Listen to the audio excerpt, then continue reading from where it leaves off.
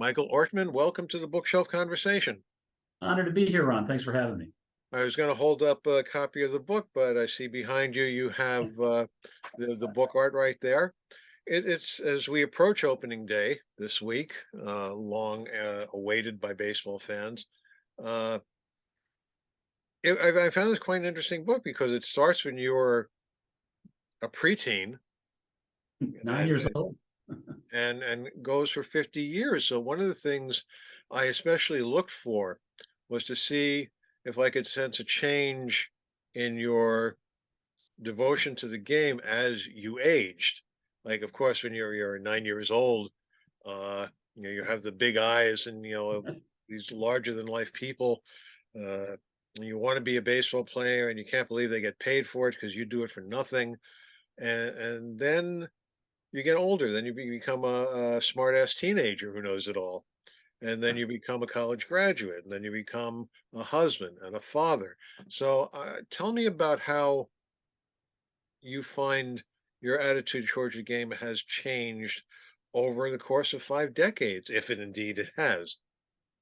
Well, my passion for the game is as strong as ever. The game has obviously changed, as we all know. In fact, I take a lot of time in chapter 2019 to say, okay, this is a good day to look back and say, how was it 50 years ago? So the game certainly changed.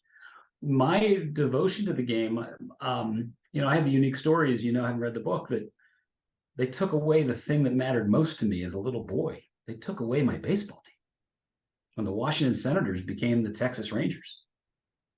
And my change had to go from attending games to reading the sporting news, because I in Washington D.C. you couldn't listen on the radio to Texas Rangers games, and I stuck with that team. As I tell people all the time, you don't just trade in Frank Howard for Boog Powell. I couldn't do it overnight. Gradually, I got there.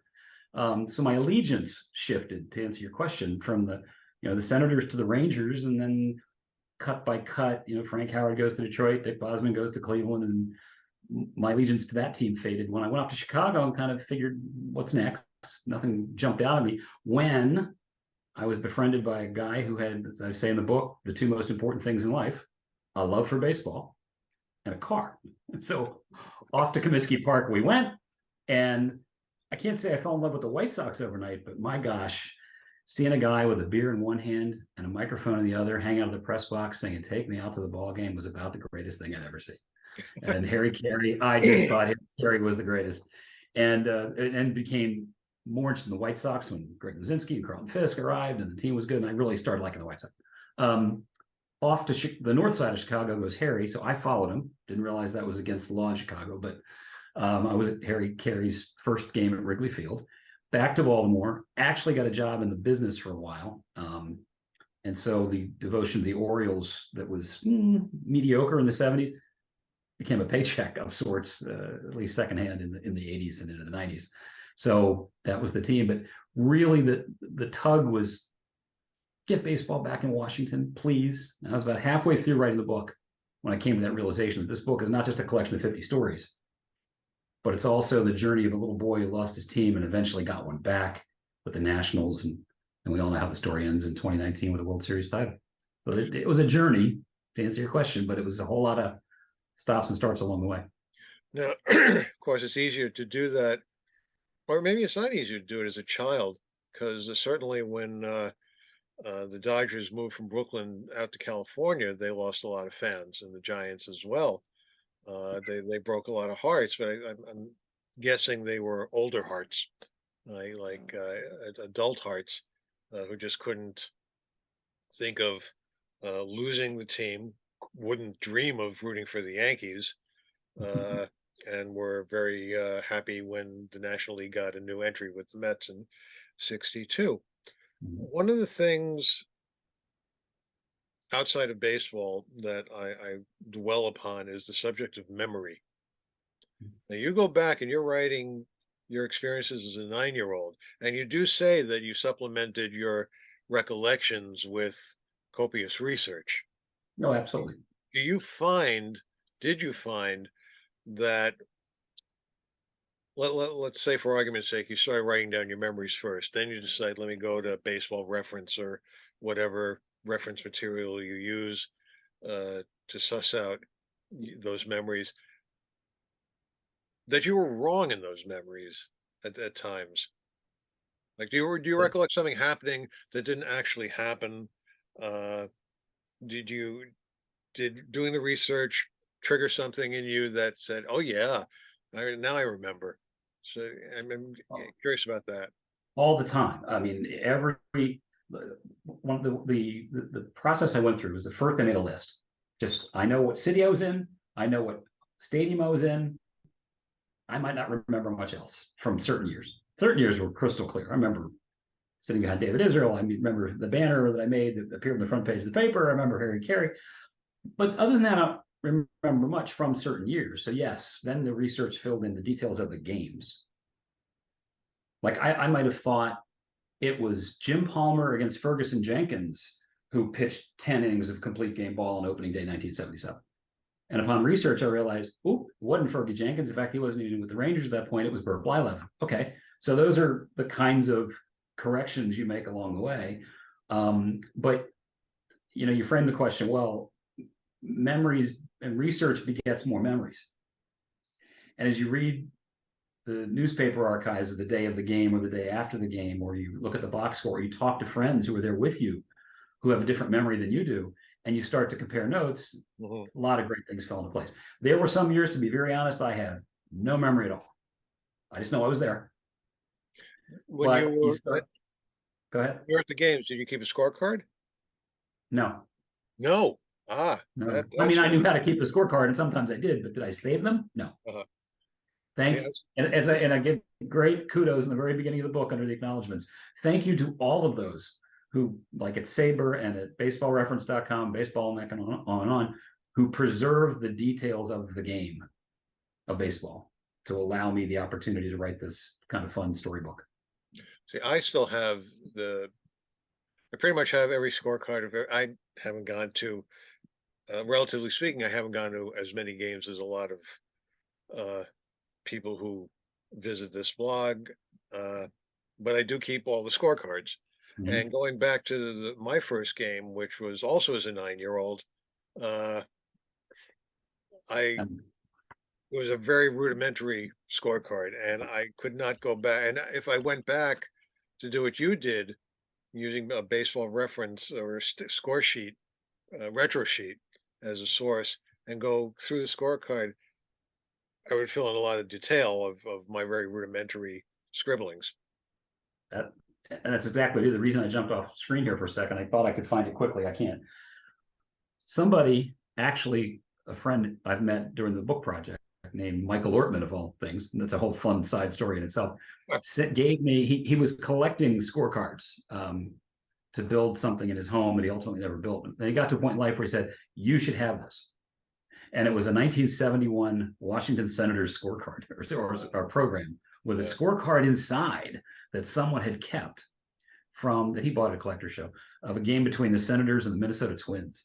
And the Twins were stacked in 1971 with a lot of great players. So it was very nostalgic to look at the scorecard. But that's, I think, the only scorecard I have.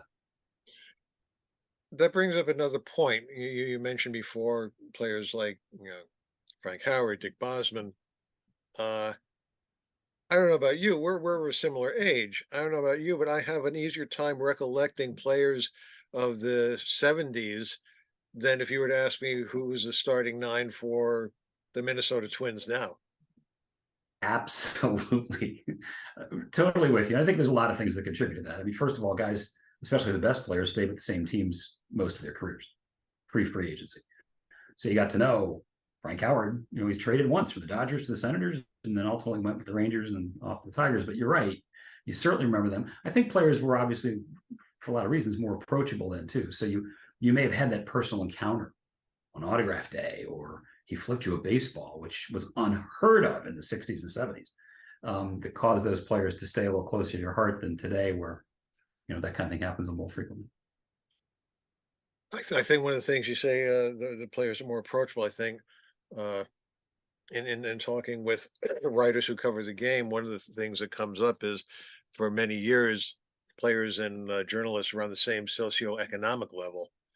So there was True. no, True. nowadays, something like that is absolutely unheard of. Uh, but I think baseball is trying, because they're suffering. with the fan base, especially younger fans. They're trying to be more approachable.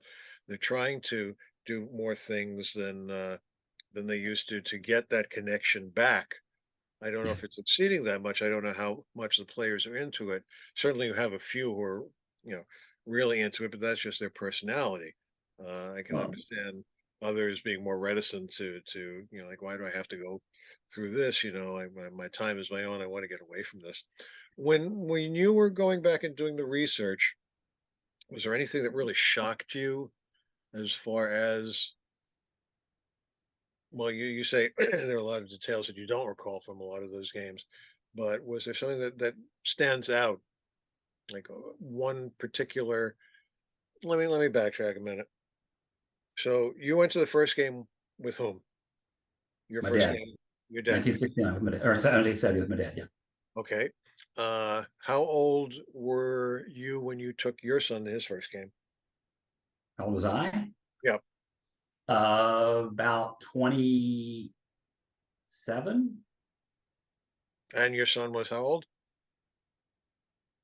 I think it took two or three of them. It was the mid 80s. So give or say we had three boys in 4 years. So there's a picture on the website of my wife pushing a stroller, or one of my sons pushing a stroller with one of the other boys in it, and the other one looking in. So they were about 1, 3, and 4. All right. So a little bit too young to really understand as a world weary 9-year-old might. Uh, Right. what Well was put. what was going on. We took our daughter to her first game when she was 2. It happened to be on her birthday. We went to a minor league game in Binghamton, and when the seventh inning came along and everybody stood up for the take me out to the ball game, she was like agog because that was my lullaby song for her. So the thought that everybody knows this song was fascinating. Okay, so uh, In the book in chapter 2015, I tell the story of taking my 5-year-old grandson uh-huh, to opening day, uh-huh. which I tell people all the time, don't do that. Not opening day, a regular season game, opening day. And it happened to be Max Scherzer's first game with the Nationals. Uh-huh. And Max had a no hitter going into the sixth. But try as I might to get Johnny to stay, we had to leave by the fifth inning. And you never leave your seats in a no hitter on opening day. Oh Yeah. my gosh. And of What was it, course, as just we're the two walking of you? out of the stadium, the wind came out of the sails and the no hitter went away. And That so was did the your fault. shutout. It was all my exactly right. It's all my See that? It was like the butterfly effect. If you had stayed, he would have thrown the no hitter. I got a Uh, text. I got a text the day before yesterday from my son in Austin, Texas. He says, "For your retirement present, Jess and I have decided that we want you to take Jackson, who's 2 years old, who will be 2 this summer, to his first baseball game. How about May 15th?" I'm like, really? A little young, but I'm going to do it. I wouldn't miss it. going to all these games, as you write, you give like a little weather report, like what the weather was like in those days. Uh, what was it difficult for you to sit through those inclement days, or like I'm here come hell or high water. I'm staying. This is opening day, and this is where I'm going to be. Yeah, we got there on opening day, hell or high water, no matter what the weather. And there was some horrendous day. I mean, that Harry Carey's first game at Wrigley was 34 degrees with piles of snow all over the ballpark. What were we thinking? There was another game, it was 91 degrees and it was beautiful at Oriole Park. So they're all over the place. No, I never considered not going because of the weather. Did I leave early sometimes because of the weather? Yes, but never considered not going because of the weather. If they were going to play the game, I was going to be there. At what point did you realize that you had developed a streak that you felt it was important to continue? It was probably 15 or 20 years in. As I do pause during the book to point out the various crossroads where it's over. And I was fine with it being over. I lost my team after 2 years, went off to college. Our oldest child was born on the weekend before. My wife was in surgery on Sunday and opening day was on Monday. I wouldn't go on opening day. But my mother-in-law showed up at the hospital and said, "I'll take care of my daughter and my first grandchild, and you go to work." And I did go to work, and in the afternoon went to opening day. So there were the moments where it was not a thing. But after about 20 years, it became a thing, and I wasn't going to miss it. Was there ever a point in your life, and I'm thinking about your college years, Mhm. where you said, I'm not interested in baseball anymore? I have more important things to think about. Uh, my future, girls, just something that might divert your attention from the game. Yeah, and I openly admit it in the introduction of the book. I point out that look, life got in the way in the 80s and 90s. We have three birth children. We adopted three more. We homeschooled them for most of that time. It was a pretty crazy time, and life became a bit of a blur. But I was working in the business for most of those years, probably 10 years or so, and had to go to work. One of my sons kind of stabbed me in the heart while I was writing the book. I said, "What do you remember about opening day? Whatever." And we had to change seats because of Greg's peanut allergy. And he said, "All I remember is that we went to games with you a lot because it was the only time we got to see you." Ooh, That hurt. uh, But I get it because I did work a lot of games when I was in the early stages of cable TV back in the 80s. And I understood what he was saying. And I certainly corrected that later. But yeah, that life certainly got in the way. Didn't it diminished my interest maybe in the game and going to as many regular season games or watching games on TV, but it never got in the way of opening day. let's talk about your sons for a minute. Sometimes the children will rebel against the parent who wants them to be interested in something. Did you find that one way or the other? No, in fact, I have a very cherished photograph of all four boys on when they were playing little baseball in the 90s. They all had at one time or another an interest. I would say our number three son, Daniel, eventually had no interest in sports, period. He got karate and dogs, and he was stricken with severe rheumatoid arthritis at age 11. So he wasn't able to participate in sports and didn't have much of an interest. Certainly has interest in plenty of other wonderful things, but I touch on each of the boys in the book, and all six kids make it in their some way, and their interests to various levels in baseball. Um, I'd say two of them are still interested in baseball. Going back to what you said about your wife's surgery, you're giving birth in 1993. Yeah, because that's when my daughter was born.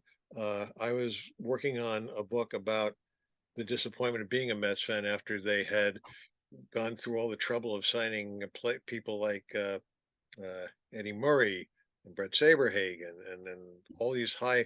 They were destined to win the pennant that year, and they went to the toilet. So I watched every single game on TV. I went to a few, but every single game, kept a very detailed scorecard for every single game. The only game I missed was when my daughter was born, July 1st. But my wife felt almost guilty about it, so she contacted the radio station that carried the Mets games, and they had actually sent an audio recording so I could go back and fill in that one game that I had missed. So, That's a great story. and I was gratified. She played softball as a kid. Uh, she enjoyed baseball. She was manager of her high school team for a couple of years. That's great. And now, she has a passing interest. She doesn't really. Derek Jeter was her favorite player. She has a passing interest. What was it like adopting the Nationals when they returned to when baseball returned to Washington? I'll tell you, Ron, chapter 2005 was the most emotional for me to write. When I did the audio book, I couldn't get through it without having to pause and regroup and dry away the tears. It was overwhelmingly easy to adopt my home team in Washington. Um, I do acknowledge that there was certainly a moment where you pause and say, somewhere in French-speaking Canada, there's a 9-year-old boy who just had his baseball team taken away, and that's Uh-huh, unfortunate. And I've been there. uh-huh. And I saw Baltimore lose the Colts, and lots of other sports teams, cities have lost teams. Cleveland losing the Browns, and so you do have to pause and reflect on that. But that night, Ron, the way they, if as you remember, Major League Baseball actually owned the franchise. They didn't have an owner yet, but baseball did a fine job of reconstructing the long ago history of baseball in Washington that night to make it even more emotional for people like me, bringing back former senators, and they actually Found Joe Rosenda still had the actual baseball from that horrible last night in September of 1971. He brought the baseball and handed it to the president of the United States. And George Bush throws out the first pitch. I mean, couldn't have scripted it better. And Frank Howard, of course, the last one introduced, not a dry eye in the house. You bring up an interesting point. I want to talk a little bit, switch gears and talk about the making of the book. Yeah. There are no photos in the book. Well, why is that? I wanted to keep the price of the book low for as many fans to engage with these stories as possible. So it's only a $20 book. We solved that with a tool that I think most of us learned how to use during the pandemic, and that's these QR codes. So my daughter-in-law is an amazing talent, and she built a companion website to go with the book. So at the end of every chapter, you can see there's a QR code that will take you to a companion website where the pictures can be found, where the box scores of every one of those games can be found. If there's a relevant Saber bio on the player I'm writing about in that chapter, that's where the link is.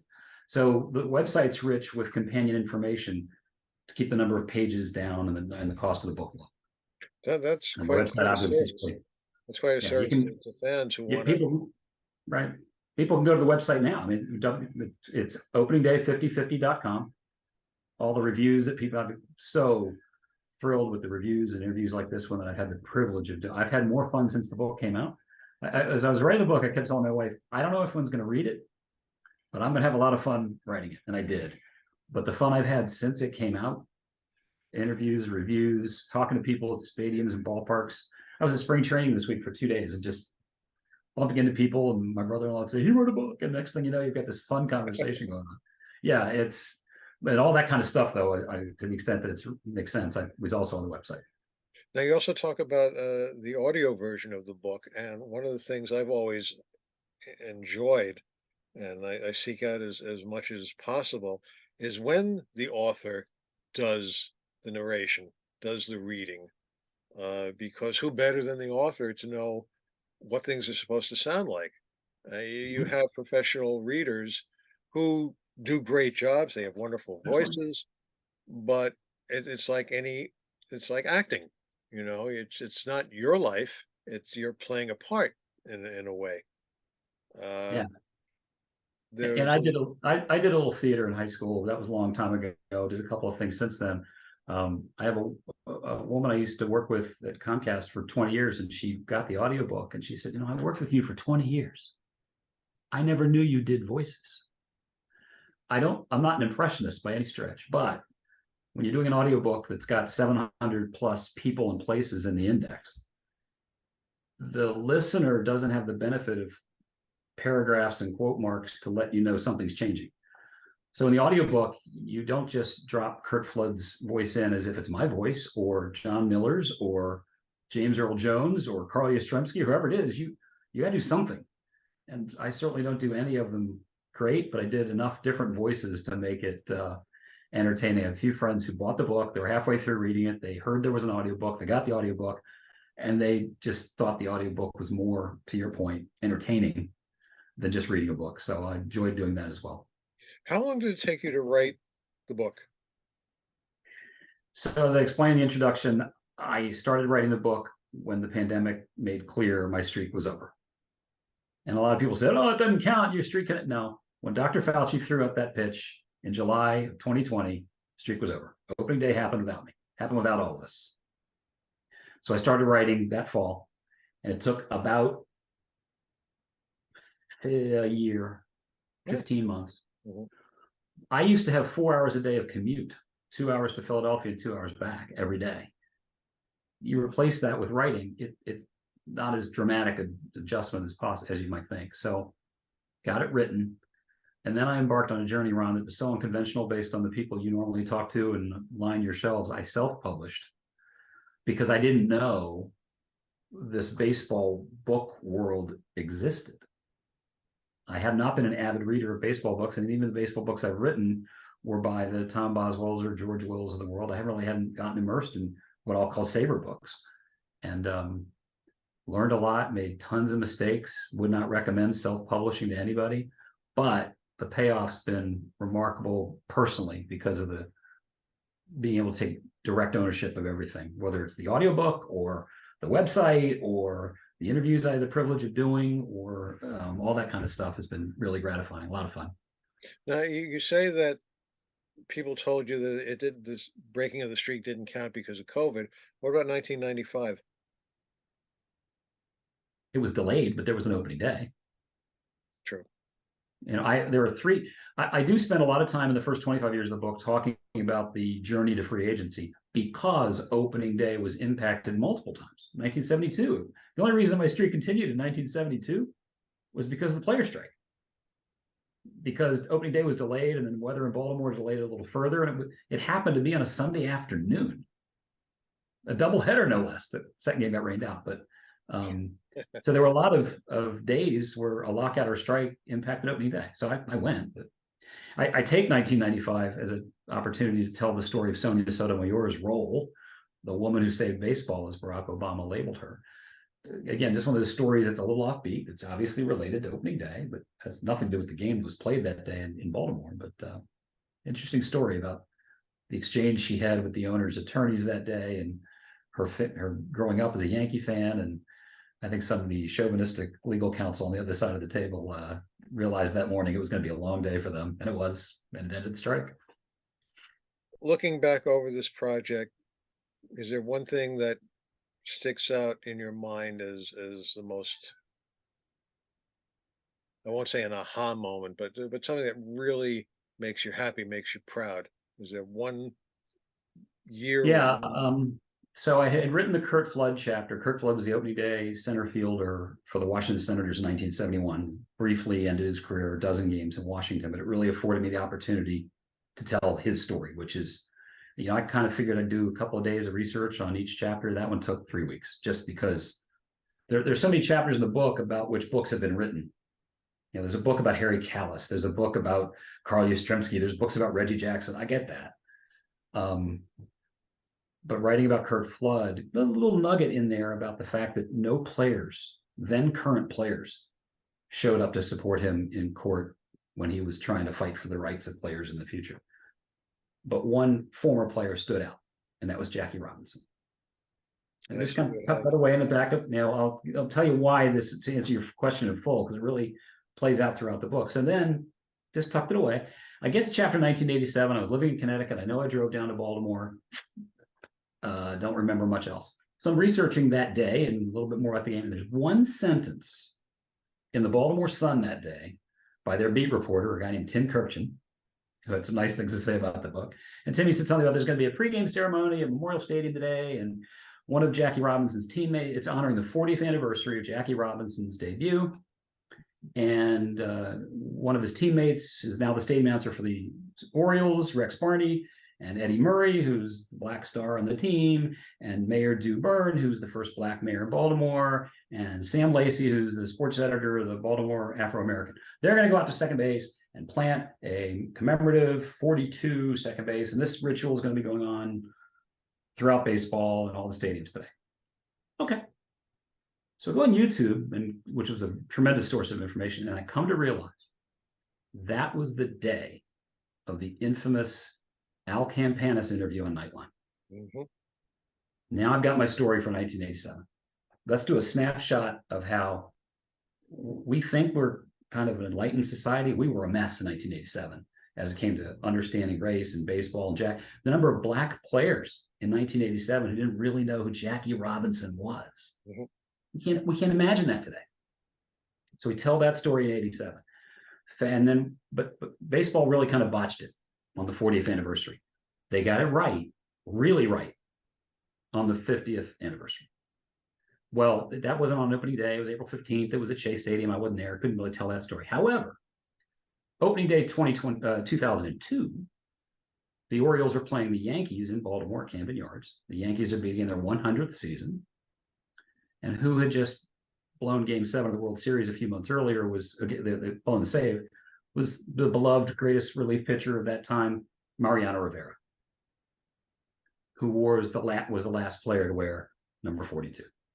And to get to tell the story of Mariano Rivera's journey, who had no idea who Jackie Robinson was when that number was retired in 1997, but he kind of looked on his own back and said, I better figure out who this guy is. Mm-hmm. and he became kindred spirit of sorts with Jackie Robinson, because as an immigrant, he felt like he was a minority too, and he had to learn American history, and he learned baseball history, and even Rachel Robinson, when Mariano was making his farewell rounds, kind of said, I think Jackie would have been proud to know that you were the last one to wear his number, because you're an honorable, good guy. I just wish you didn't play for the Yankees. I wish you played for the Dodgers. So a really fun way to wrap up that journey that really surprised me, as I certainly wasn't on the radar when I started writing, but really helped create that history timeline that's so important. We've been talking with Michael Ortman, author of Opening Day, 50 for 50, One Fan, One Game, a half century of baseball stories. Michael, thanks so much for talking with us today. My pleasure, Ron. Thank you for having me.